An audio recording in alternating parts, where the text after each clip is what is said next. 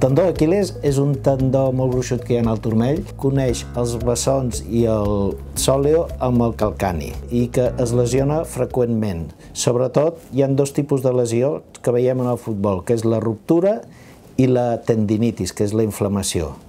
La ruptura del tendó d'Aquil·les normalment és amb jugadors de més de 30 anys i és una ruptura per degeneració del tendó, vol dir que està desgastat el tendó. I el tractament és sempre quirúrgic.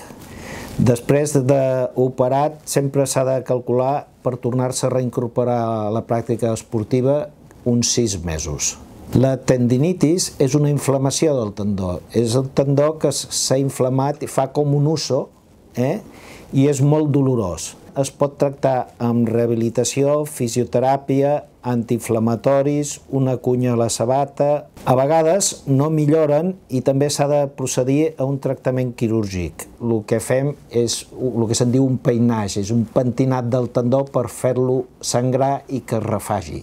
Tot això vol dir que si s'ha d'arribar a operar, que també són lesions llargues i que mínim són 4 mesos per la reincorporació a la pràctica esportiva.